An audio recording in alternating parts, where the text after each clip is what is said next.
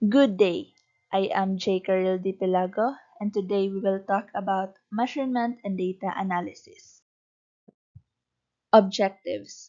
At the end of the lesson, you are expected to define measurement and data analysis and its methods, appreciate their importance in various fields in daily life, and lastly, discover technology tools and software that are essential in various fields.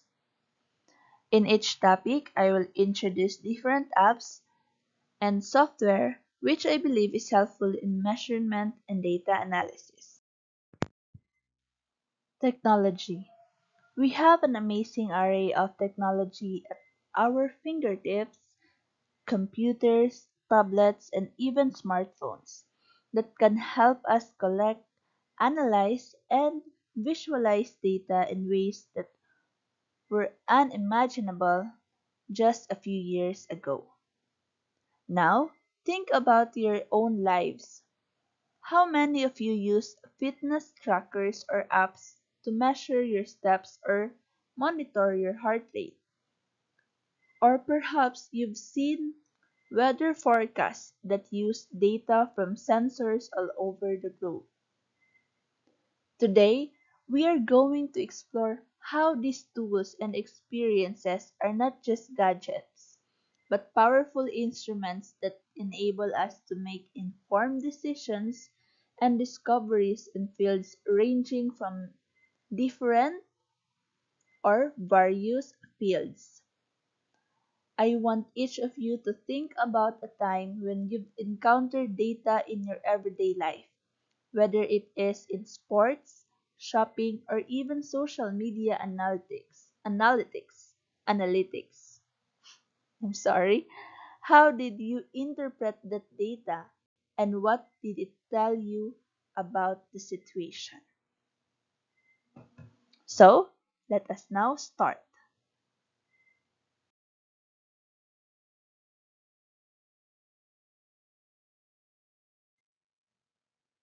What is measurement?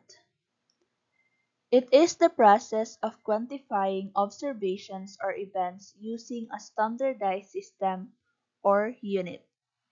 It mainly involves quantifying properties, characteristics, or attributes that can be observed or inferred. When we say can be inferred, it only means that we can draw a conclusion from it. Measurement is fundamental in various fields, including science, psychology, economics, and social sciences, since it enables the quantification and understanding of phenomena through systematic and rigorous assessment.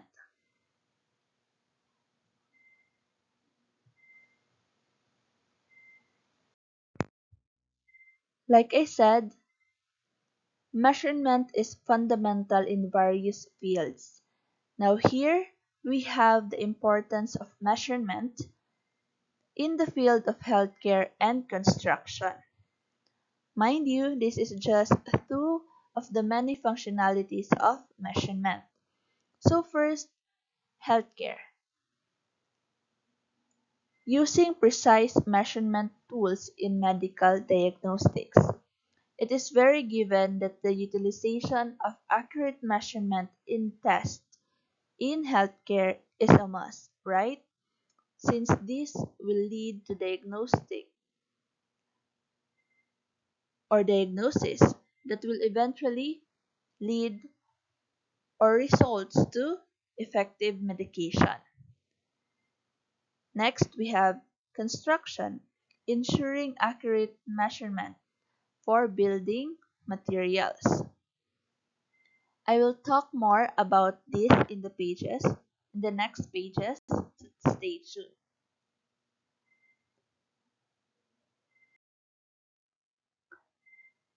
Let's now talk about the methods of measurement: direct, indirect, quantitative, and qualitative method.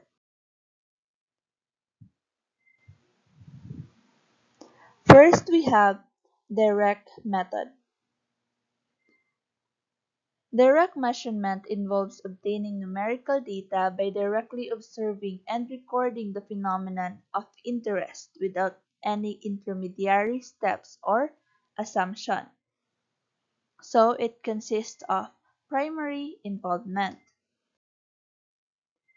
Now in the example, using laser distance meters, sorry, in construction for accurate distance measurements. This is the further instance of the example earlier in the importance of measurement. So, as you can see, there is a direct involvement of the engineer and the laser distance meter. This kind of technology tool is typically used in construction because of measurement accuracy, layout and design, checking dimensions, quality control, and safety.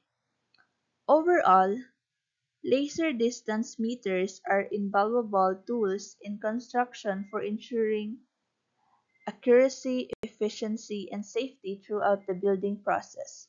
Their ability to provide precise measurements quickly makes them indispensable in modern construction projects of all sizes. Next, we have indirect method. Indirect measurement refers to the process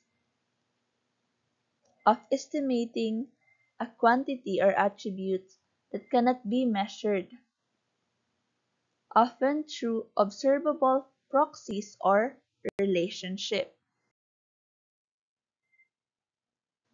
For example, using GPS, by the way, this stands for Global Positioning System, for location tracking and mapping. It is a satellite-based navigation system that allows users to determine their precise location anywhere on Earth.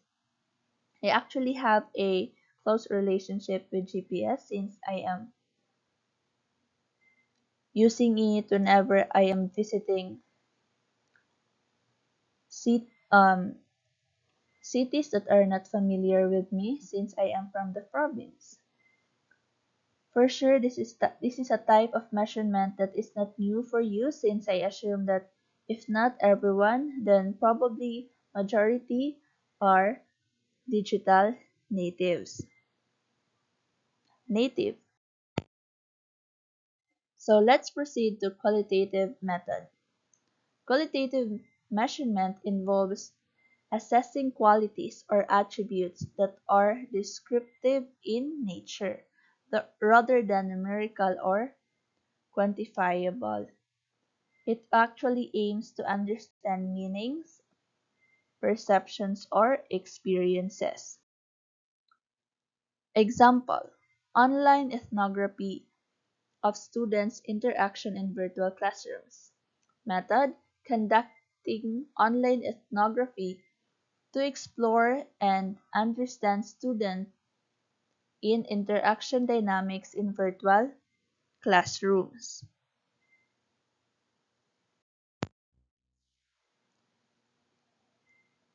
In conducting this online ethnography, we can actually use video conferencing platform like Zoom, Microsoft Teams, and Google Meet.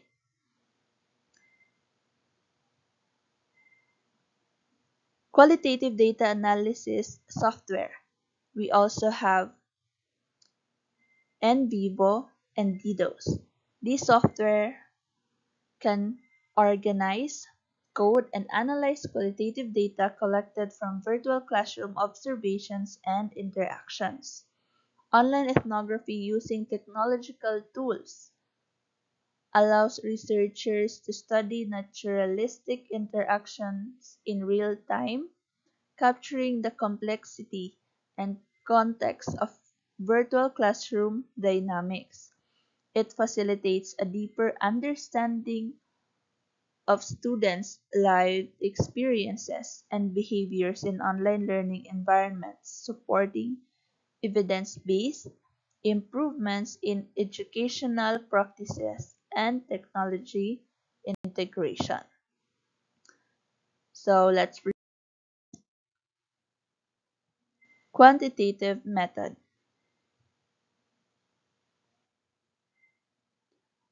Quantitative measurement involves assessing quantities or numerical values of a phenomenon, allowing for statistical analysis and comparison.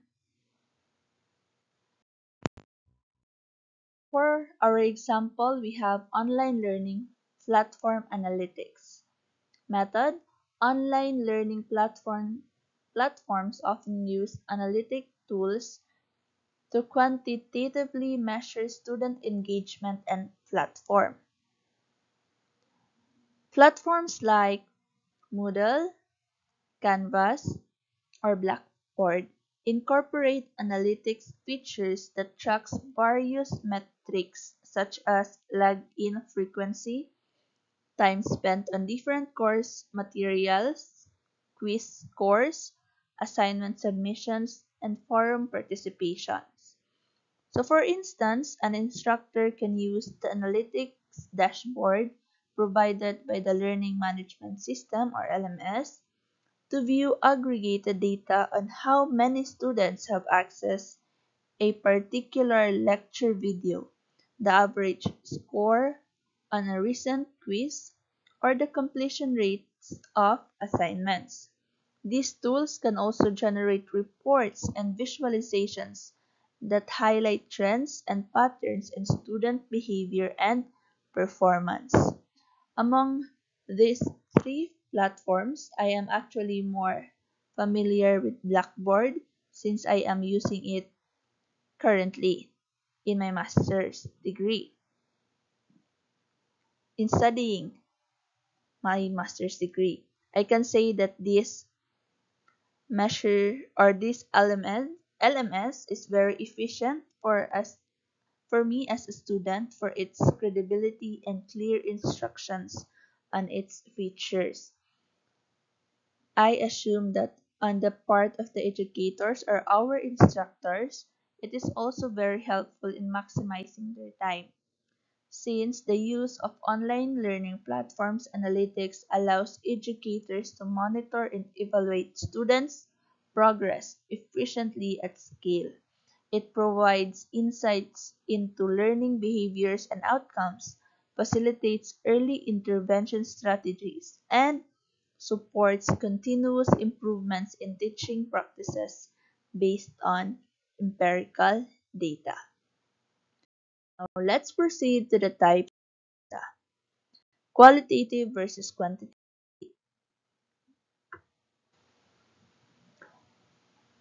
Qualitative data refers to the non-numeric information that seeks to describe qualities or characteristics. It is often associated with data collected through interviews, observations, or open-ended surveys. So for example, textual feedback from customer surveys. This type of survey is very important to improve services and to meet the expectations of customers. So we have quantitative data, which consists of numerical information that can be quantified and used to formulate statistical models and hypotheses. This type of data is typically gathered through methods such as surveys with closed-ended questions, experiments, or analysis of existing numerical datasets. For example, sensor data from IoT devices measuring environmental factors. IoT stands for Internet of Things. Now, I want to talk more about what is IoT or Internet of Things and how does it work. Actually, class, the concept behind IoT is to create a connected ecosystems where devices can communicate and interact with each other autonomously, often without human intervention. This connectivity allows for real-time data collection, analysis, and control, leading to improved efficiency, enhanced productivity, and new opportunities for innovation across various domains. It is equipped with sensors that gather data about their environment or usage. This data can include temperature, humidity, location movement,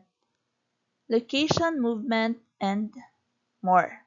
Overall, IoT represents a significant advancement in technology, enabling greater connectivity, efficiency, and innovation in how devices interact and collaborate in our increasingly digital world. So for you to get to know IoT better, I will put in the description box the link to a more comprehensive video about IoT. So for now, let's proceed. So now let's proceed to data collection. We will focus on two data collection techniques, and I will introduce two applications that are useful in collecting such data. So we will focus on survey and surveys. It gathers standardized information from individuals through structured questionnaires or interview. Example, using online survey tools like SurveyMonkey to collect customer feedback. This is the logo of the said app. So by the way, class survey also use methods like paper forms, online platforms, or in-person interaction. So it also involves in-person interaction, not just online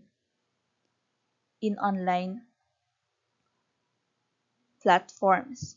So SurveyMonkey actually provided tools for analyzing survey results through built-in analytics, charts, and filters enabling users to derive insights and make data-driven decisions. It is widely used across diverse sectors including business, academia, healthcare, and nonprofit organizations for market research, customer feedback, employee satisfaction surveys, academic research, and more. Now let's proceed to observation. Observation systematically record behaviors, events, or phenomena as they naturally occur. Example, using mobile apps for field observations and ecological studies. For our example, we have here PlantNet. This is an app that helps users identify plant species based on photographs of leaves, flowers, fruits, or bark. It also allows users to contribute observations to a collaborative database of plant occurrences. So if you love plants, you can actually download this app on your mobile phones.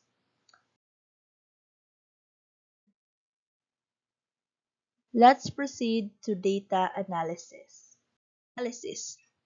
We're on to the second part of our discussion. So data analysis involves crucial processes for extracting insights from data to inform decisions and research findings. It encompasses three primary methods: descriptive, inferential, and exploratory analysis. Data analysis also involves quantifying properties, characteristics, or attributes that can be observed or inferred. That's what I've said earlier.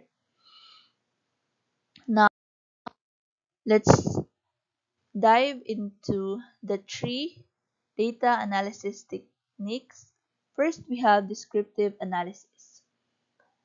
Descriptive analysis summarizes data through numerical measures and graphical representations to reveal its basic features. Inferential statistic analysis, this method extends beyond descriptive statistics, utilizing techniques like hypothesis testing and regression to draw conclusions about population based on sample data. And lastly, exploratory analysis, which uncovers hidden patterns and relationships in data using techniques such as data visualization and clustering, aiding in hypothesis generation and initial insights. So, the effective data analysis relies on tools like Excel, statistical software, and data visualization tools, each serving distinct roles in managing, analyzing, and presenting data. So, Excel. In Excel, we can create pivot tables and charts for data analysis. Since Excel is a spreadsheet software program, a powerful data visualization and analysis tool, it is used to store, analyze, and report on large amounts of data. It is often used by accounting teams or financial analysis, but can be used by any professional to manage long and widely datasets. Examples of Excel's application include balance sheets, budgets, or editorial calendars. Next, we have Tableau, building interactive dashboards for business intelligence.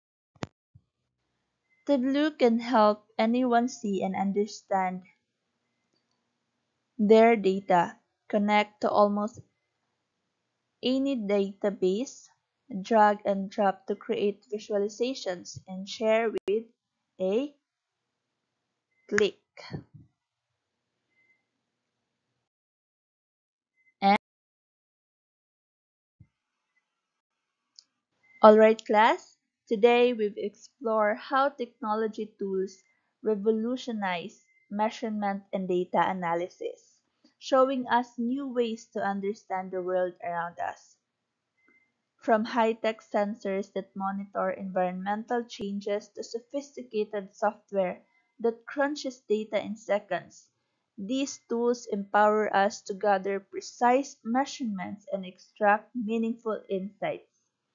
Consider how GPS devices track our location, helping us navigate efficiently, or how medical devices analyze patient data to tailor personalized treatments. These technologies aren't just tools, they are integral to solving complex problems in various fields. So let's continue embracing technology as a tool for discovery and understanding. Together, we will navigate the vast landscape of data, armed with knowledge and passion for exploration. Have a wonderful day, everyone. Again, thank you for listening. This is J. Carol Pilago. Goodbye.